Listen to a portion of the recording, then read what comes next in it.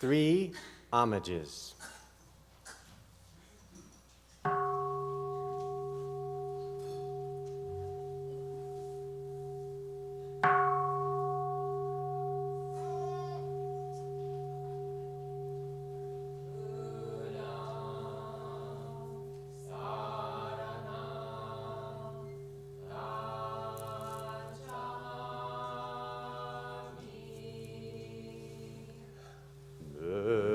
Buddham saranam gacchami.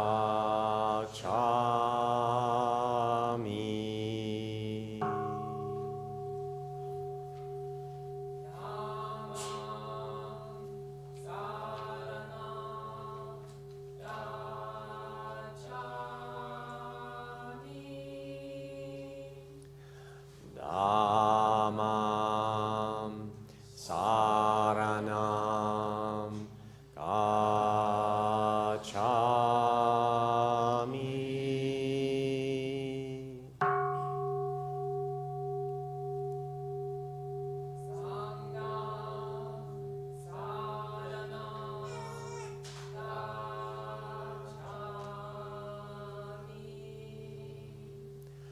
Sangham saranam gacchami.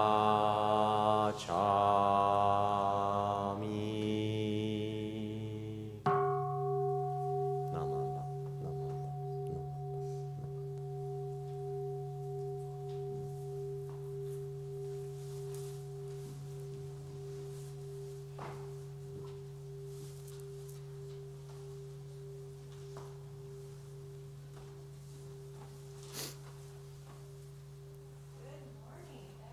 Mike. Mike. Please. Good morning, everyone. Let's see. Different type of service today. It happens to be Bodhi Day today, the Buddha's enlightenment. So we're very excited to be sharing that this morning. Welcome to Reno Buddhist Center. If you are new to us and seeking a spiritual home, we welcome you with arms wide. If you have been here for a long time, you know you are greeted with the same excitement and anticipation of a precious time together. Making this time to consider the Dharma is important. Thanks to the extra volunteers who helped at the temple preparing our special service today. Celebrating the enlightenment of the Buddha. 2,552 years ago, since he was enlightened in 528 BCE. What is this enlightenment we speak of?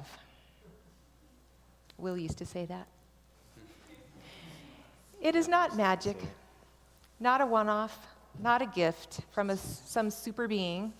Enlightenment is a natural state of being. Return to our natural state of being.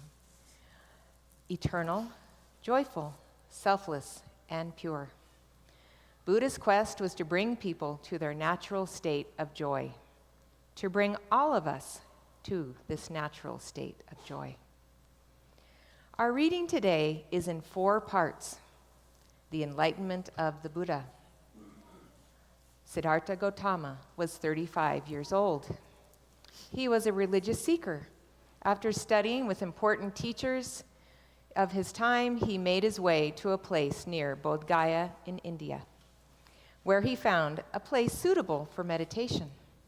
After training in this meditation for 6 years, he realized he was so close to attaining full enlightenment, and so he seated himself beneath a Bodhi tree in the meditation posture and vowed not to rise until he had attained perfect enlightenment. He remained using a meditation called spacious awareness of the Dharmakaya. He focused simply on the ultimate nature of all phenomena. With deep determination, he entered the space-like concentration. This would be the night of his enlightenment. It was the hour of the first watch of the night.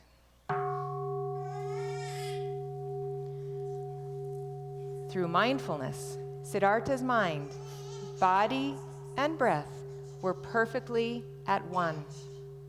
His practice enabled him to open his mind to boundless awareness, which he used to illuminate his mind and body and the interconnectedness to the world beyond. He began to discern the presence of countless other beings in his own body, right in the present moment. Organic and inorganic beings, minerals, mosses, grasses, insects, animals, and people were all interbeing within him. He saw that other beings were him, right in the vast and expansive moment of now. He saw his own past lives, all his births and deaths, the lessons and triumphs of so many lives lived. He saw the creation and destruction of thousands of worlds and thousands of stars.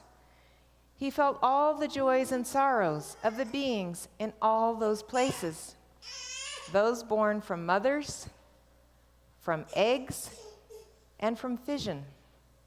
He saw that every cell of his body contained all of heaven and earth, and spanned across time, past, present, and future.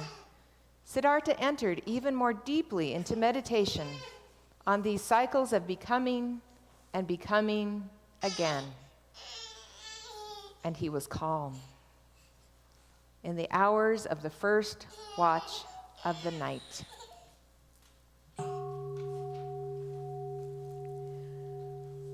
Let's pause here, and we will chant our Shoshinge chant and offer incense and gratitude to Shakyamuni Buddha on his enlightenment.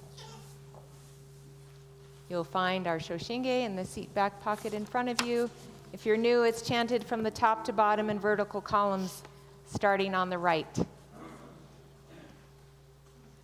Shoshinge.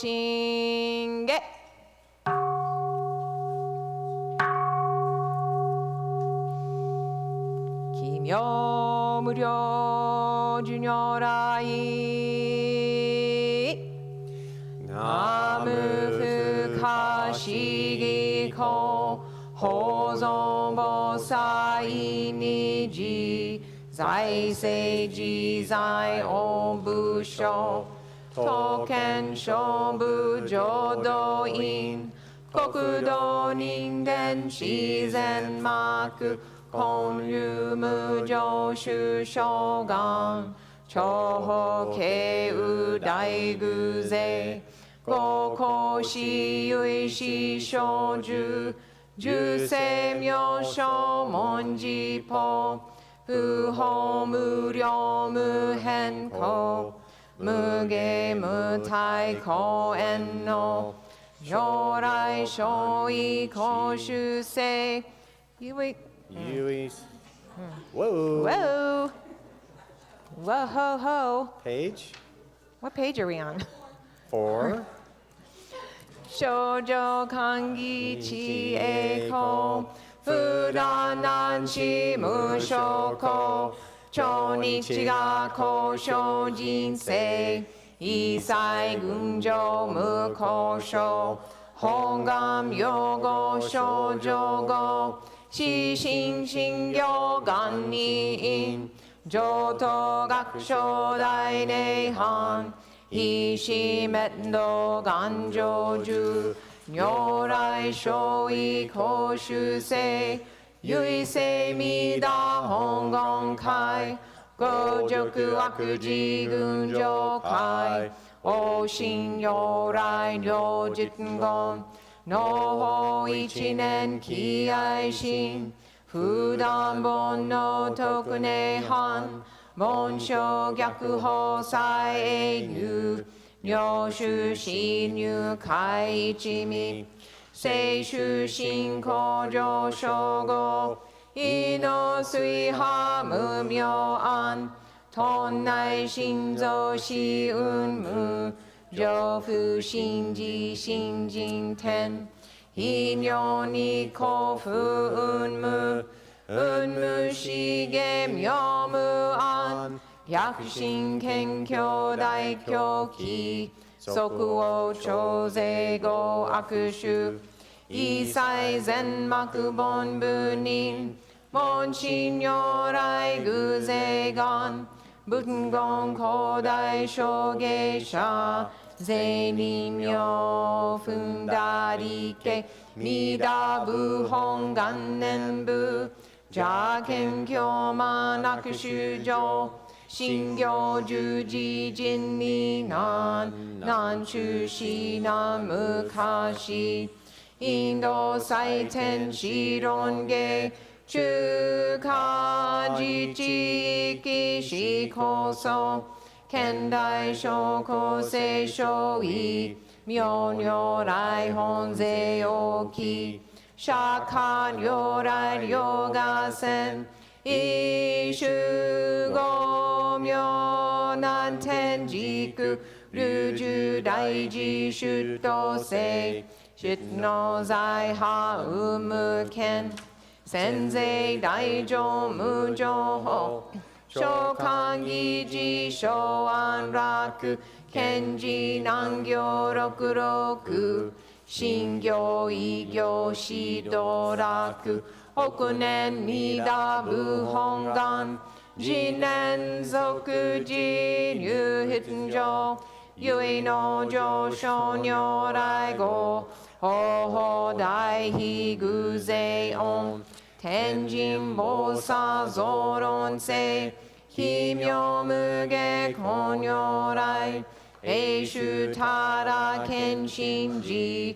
高専王朝大聖願こういう本願力栄光移動群上小維新記入空読大崩壊一脈入大永寿主特使蓮華造世界即小信用法小信有本の人間人図入賞自音自王芸本自動乱両天使上皇乱小菩薩来三蔵如是十上教本書専業気楽法天神菩薩論中芸報道因果見世願方言栄光有他力少女死因唯信心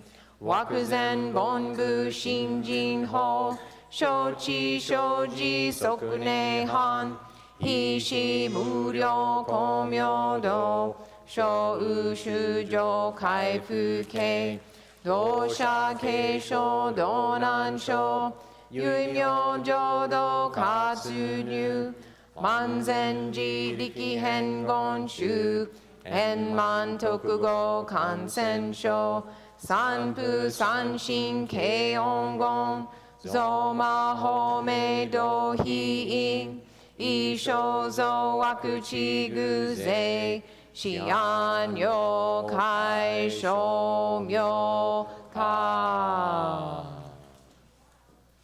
全道独妙無所異公愛上三両逆悪公明明語見異念開入本願大智慧行者小樹金剛心狂気一年総合用意大等逆三人即小法小四上楽見信公開一大教変気安養可二祭先祖出身反戦人法系二道小弁有極十悪人唯勝部害悪罪非正集中煩悩証言水不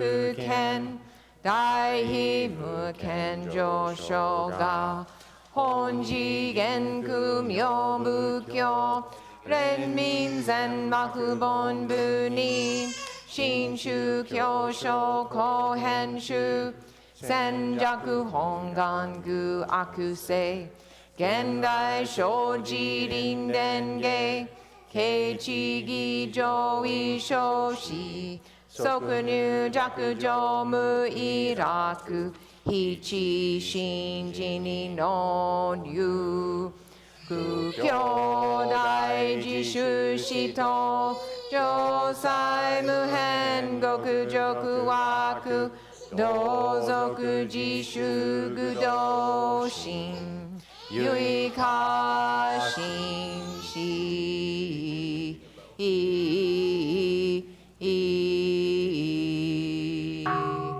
こそせナムアミダアンブナムアミダアンブナムアミダアンブナムアミダブナムアミダアンブナムミダジョブのこの方は今に自己を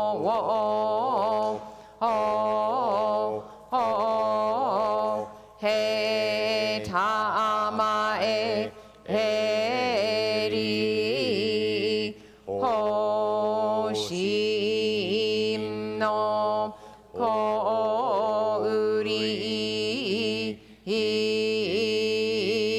ぬきわもなくせのもみょうを照らすなりえこがんにしくどく平等聖祭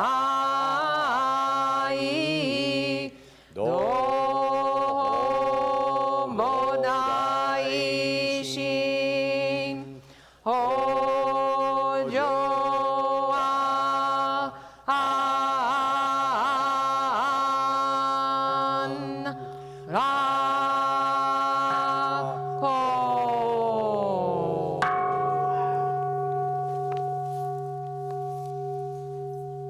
ナマンダブナマンダブナ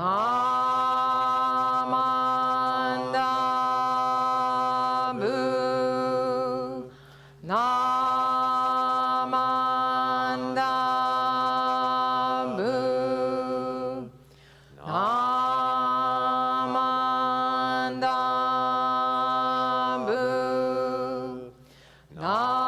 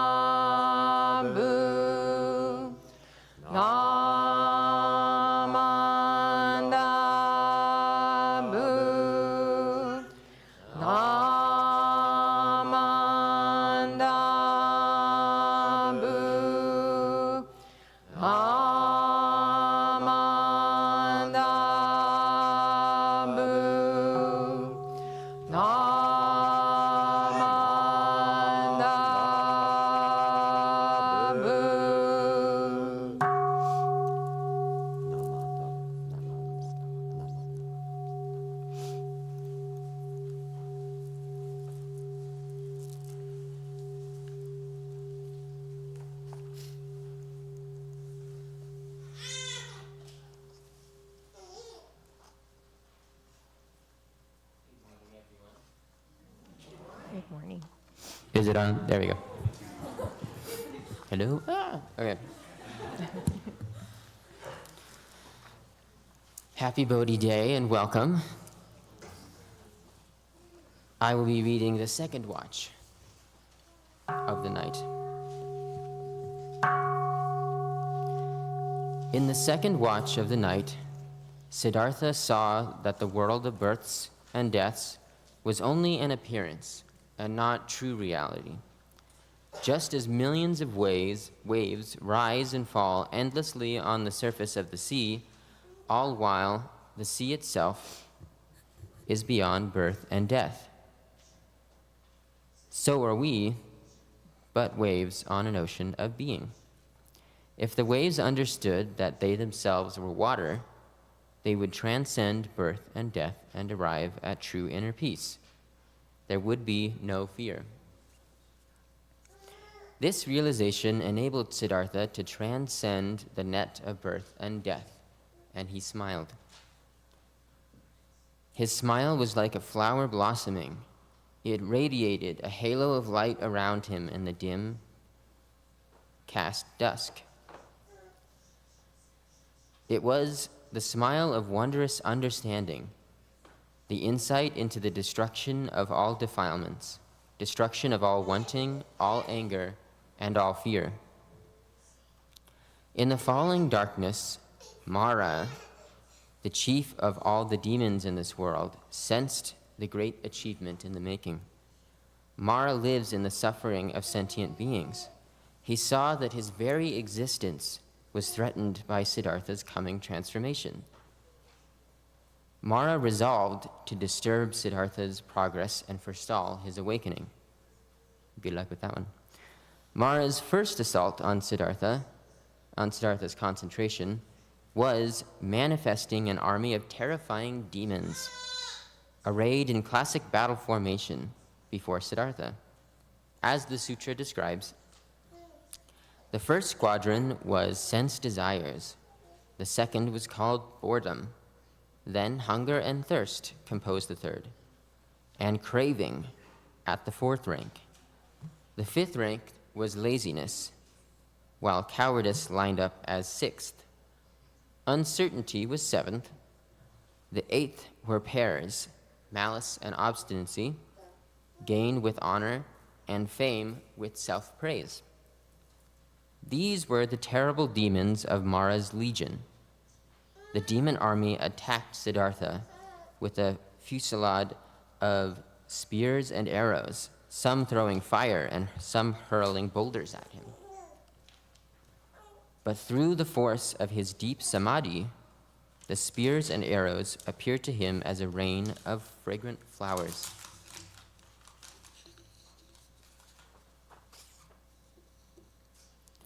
Softly floating downward, and the raging fires became like offerings of rainbow lights dancing over the meditating bodhisattva.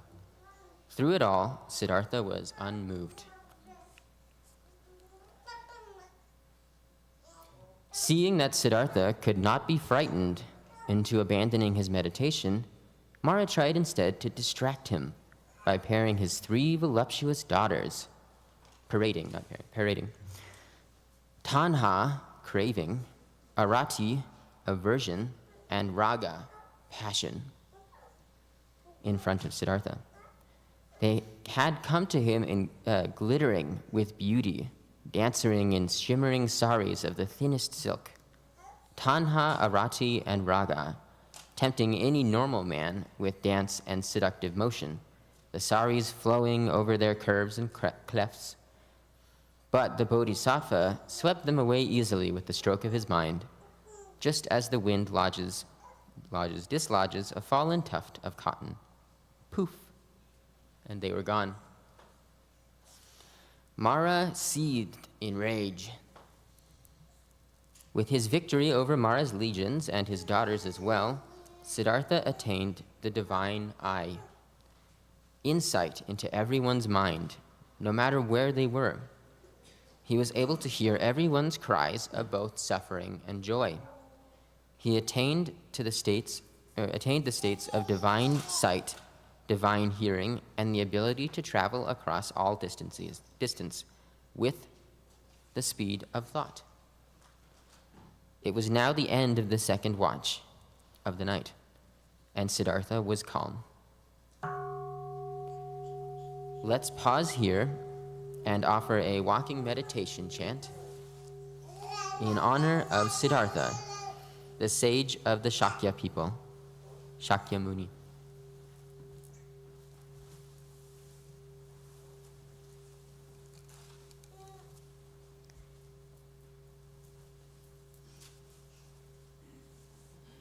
Let's play Follow the Leader very mindfully, if you're wanting to. We encourage the children to get up. More children. Shakyamuni Buddha. Please chant along with us. Om Muni Muni Mahamuni Shakyamunaya Soha. Om Muni Muni Mahamuni Shakyamunaya Soha. Om Muni Muni Mahamuni Shakyamunaya Soha. Om Muni Muni Mahamuni Shakyamunaya Soha. Om Muni Muni Mahamuni Shakyamunaya Soha. Om Muni Muni Mahamuni Shakyamunaya Soha. Om Muni Muni Mahamuni Shakyamunaya Soha. Om Muni Muni Mahamuni Shakyamunaya Soha. Om Muni Muni Mahamuni Shakyamunaya Soha. Om Muni Muni Mahamuni Shakyamunaya Soha. Om Muni Muni Mahamuni Shakyamunaya Soha. Om Muni Muni Mahamuni Shakyamunaya Soha. Om Muni Muni Mahamuni Shakyamunaya Soha. Om Muni Muni Mahamuni Shakyamunaya Soha. Om Muni Muni Mahamuni Shakyamunaya Soha. Om Muni Muni Mahamuni Shakyamunaya Soha. Om Muni Muni Mahamuni Shakyamunaya Soha. Om Muni Muni Mahamuni Shakyamunaya Soha. Om Muni Muni Mahamuni Shakyamunaya Soha. Om Muni Muni Mahamuni Shakyamunaya Soha. Om Muni Muni Mahamuni Shakyamunaya Soha. Om Muni Muni Mahamuni Shakyamunaya Soha. Om Muni Muni Mahamuni Shakyamunaya Soha. Om Muni Muni Mahamuni Shakyamunaya Soha. Om Muni Muni Mahamuni Shakyamunaya Soha. Om Muni Muni Mahamuni Shakyamunaya Soha. Om Muni Muni Mahamuni Shakyamunaya Soha. Om Muni Muni Mahamuni Shakyamunaya Soha. Please find your way back to your chair as mindfully as we would like you to do. Om Muni Muni Mahamuni Shakyamunaya Soha. Om Muni Muni Mahamuni Shakyamunaya Soha. You can take the girl. Om Muni Muni Mahamuni Shakyamunaya Soha.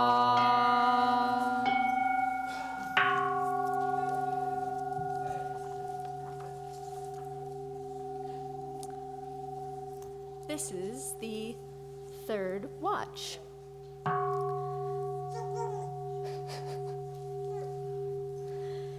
It was now the third watch of the night, and Mara assailed Siddhartha as a prosecutor, calling him before judgment itself. You little monk, you do not deserve to be the Buddha. I am the one who inhabits the heart of men. I see them for who they are, and I know their suffering. Of all beings, I should be the wheel turner now, not you, little monk. To this, the Buddha began to formulate his view, his defense against Mara's premise. He expounded that he saw clearly there was non-self, anatta. No substantial enduring self, soul, or the higher self is present in us. What we experience as me is relationship of body, feeling, perception, mental formation, and consciousness. An event I call me. In his defense, he clarified a 12-fold chain of causation to being. There are no independent substances. Everything is dependent on every other thing to be. Paticci samuppada. As he expounded his experience before the court, the Buddha passed through the 8 stages of dhyana and reached nirvana with substrate. Mara again seethed in anger. He was clearly losing this case. His anger crashed as thunder and great bolts of lightning flashed across the sky, as if to rip the heavens in two. Black clouds concealed the moon and stars, and a heavy rain poured down. Siddhartha was soaking wet, but he did not move. He sat in peaceful meditation under the great tree. An awesome Naga king slithered from the earth and protected Siddhartha by opening his cobra hood over the bodhisattva's head. Without wavering, Siddhartha continued his argument before the court. He saw that living beings suffer because they do not understand that they share one common ground with all beings.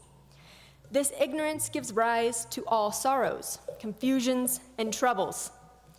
Greed, anger, arrogance, doubt, jealousy, and fear all have their roots in this ignorance. When he calmed his mind and looked deeply at the true nature of things, he arrived at full understanding, dissolving every sorrow and anxiety and giving rise to acceptance and love. Siddhartha now saw that understanding and love are one. Understanding gives rise to compassion, which in turn gives rise to skillful action. Mara was distraught. No arguments could counter Siddhartha's insights. No objections offered themselves to the undoer. At last, he countered, "But you have no witness of this. Are we to take your words as hearsay of your supposed enlightenment? To this, Siddhartha smiled. Reaching down with his right hand, he touched the earth. And the ground shook. In a flash, every existence of the Bodhisattva was displayed. Every hard lesson and every wisdom transformation he experienced, for the earth itself was his witness. Mara was defeated. It was now the end of the third watch, and there was no more thunder. Let us pause here and enjoy a song from our own Nambutsu chanters. This is it.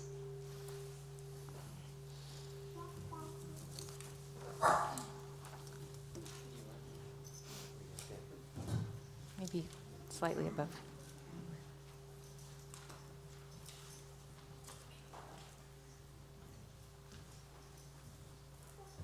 We'll stay here.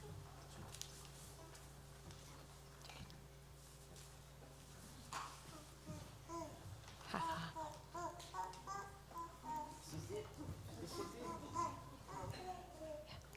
Go up here.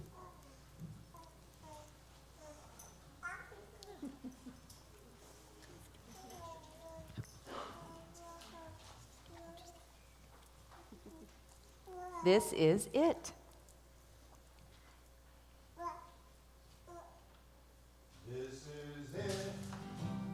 This is a happy moment. This is it. This is a wonderful moment. This is it. I have arrived in this moment, and the only moment is now. This is it.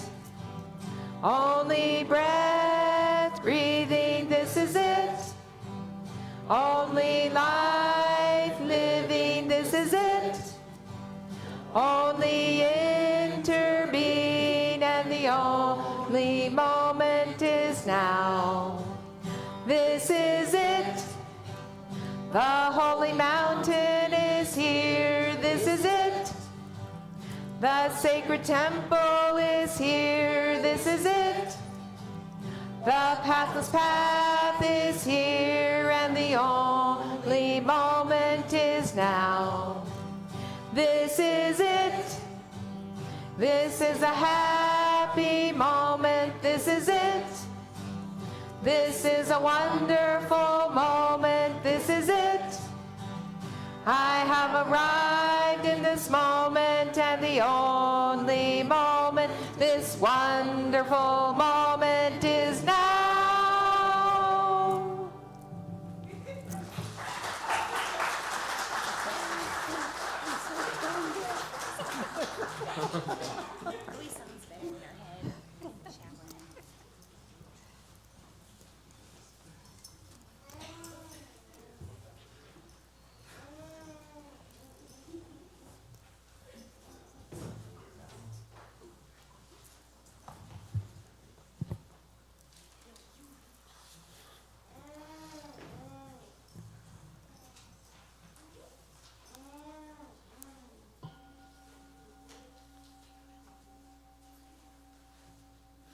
It was now the fourth watch of the night.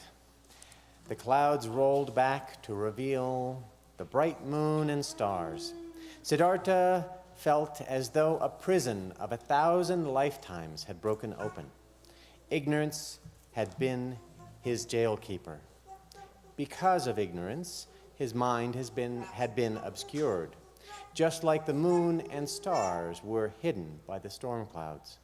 Clouded by endless waves of deluded thoughts, his mind had falsely divided reality into subject and object, self and other, existence and non-existence, birth and death. From these wrong discriminations arose wrong views, the prisons of feelings, craving, grasping, and becoming, the suffering of birth, old age, sickness, and death, thickened the prison walls. The only thing to do now was to seize the jailkeeper and see his true face. The jailkeeper is ignorance. And the means of overcoming ignorance is the Noble Eightfold Path. Once the jail keeper was gone, the jail would disappear, never to be rebuilt again. The hermit Siddhartha smiled and whispered to himself, "O jailer, I see you now. How many lifetimes have you confined me in the prison of birth and death? But now I see you clearly, and from now on, you will no longer build prisons around me." Looking up, Siddhartha saw the morning star appear on the horizon, twinkling like a diamond in the sky. He had seen this star so many times before, sitting beneath the Bodhi tree, but this morning, it seemed like it was the first time. It was a dazzling and jubilant smile that crossed his face in enlightenment. Siddhartha gazed at the star and exclaimed out of deep compassion, "All beings contain within themselves the seeds of enlightenment. Yet we drown in the ocean of birth and death for so many thousands of lifetimes." Siddhartha knew he had found the great way. He was released from suffering. With release, there was knowing. Released. Knowing that birth is ended, the holy life fulfilled, the great task, done. There is nothing further for this world. Siddhartha, his name means one who has attained the goal. He had attained his goal, and now his heart experienced perfect peace and ease. He thought about his years of searching, the disappointments and hardships. He promised to find a way to share his discovery, to free all beings from suffering. Out of his deep insight emerged a profound love for all beings. Along that grassy riverbank, colorful flowers blossomed in the early morning light. Sun danced on the leaves and sparkled on the water. His pain was gone. All the wonders of life revealed themselves. Everything appeared strangely new. How wondrous were the blue skies and the drifting white clouds. He felt as though he and all the universe had been newly created. He was enlightened. He was Buddha.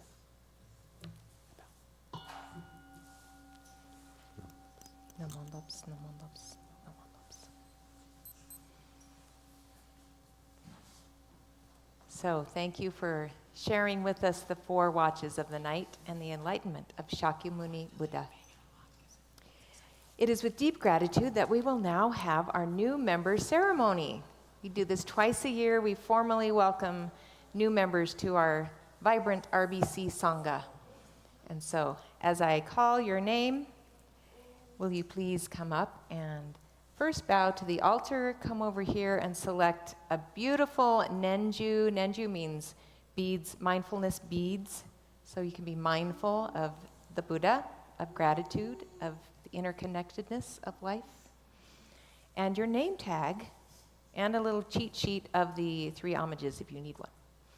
And then you will pass by the altar again and see Reverend Matthew, and he will give you a kesa, which is represents a piece of cloth from a monk's robes. The smallest one there is for little Athena, so don't give that to the biggest adult person. Okay, thank you. All right. Maxwell Bruce, please come up.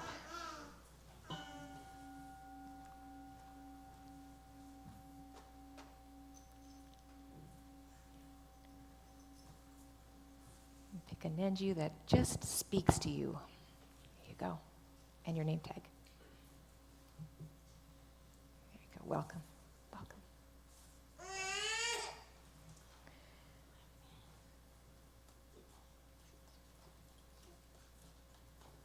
Nanette Santini.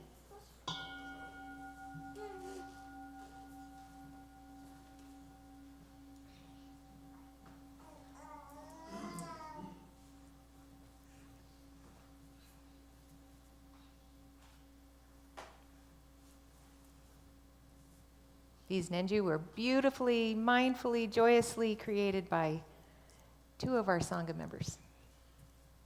Thank you and welcome. Luis Palacios Rivas and his daughter Athena.